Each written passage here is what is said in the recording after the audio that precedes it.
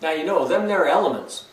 Well, when they react together, they form these compounds, and we can write chemical equations to be able to describe what's happening. So equations are when we take chemicals that are reacting, that's called reactants, and they produce things that are called products. Right, we can write these chemicals down in formulas, write out chemical equations to be able to describe what's happening. So now in this question that I'm going to have on the board here, let's take some phosphorus and react it with chlorine, so that's two nonmetals coming together to form a molecule. And let's make that molecule phosphorus pentachloride. Okay, so start it off. We got some phosphorus, we got some chlorine, and we're going to make that product over here on the other side of that arrow. This means produces, right? This means reacts with. So, oh, did you notice? Did you notice? This ain't right. This is not good. I'll tell you why. Phosphorus is not P. You have to write the elemental form that occurs naturally in nature in these types of reactions. So it's P4. Reacts with Cl, hey, no group 7, Cl2. So it's P4 plus Cl2. Now what does that make? It can make a compound called phosphorus pentachloride, and that's actually a solid at room temperature. This is a gas and this is a solid too. You kind of have to be told with these molecular ones whether they're solid or a liquid or gas. But listen to this. All ionic compounds, when we make them, they're solid at room temperature. Unless you put them into water, then they turn aqueous. That's coming. Now, P4 plus Cl2, when they get together, they can form PCl5. But there's still 4 CPs that are reacting, but only one produced. We have to balance this equation. How do we do that?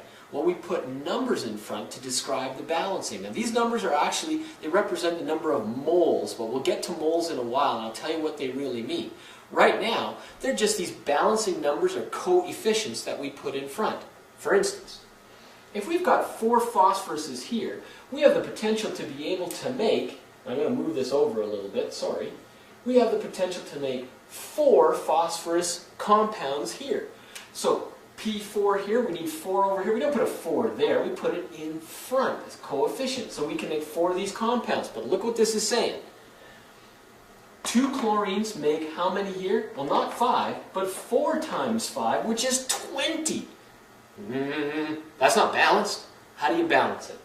Well, if there's 4 times 5, 20 chlorines here, what times 2 is going to be able to get us 20 chlorines on this side? It's pretty obvious, I hope, but the answer is 10. 10 times 2, that's 20 chlorines. Now look at the way this is balanced.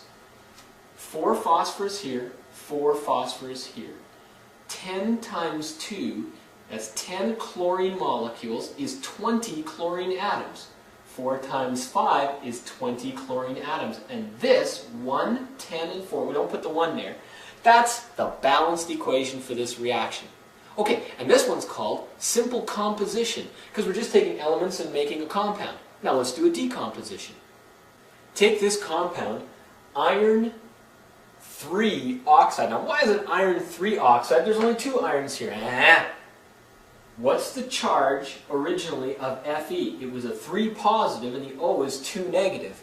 So that's the iron with the 3 positive charge, iron 3 oxide. Iron 2 oxide would have what formula? FeO. Yeah. Okay, now, if this chemical, I tell you that it decomposes into its elements, how do you write that as an equation? And then how do you balance it?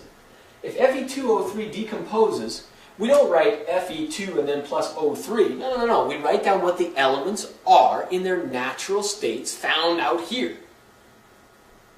Iron is just Fe. And it's a solid because iron is a metal, isn't it?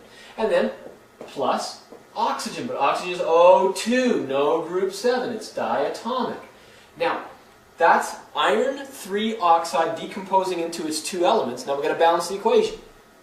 Okay, watch this. There's 2 here.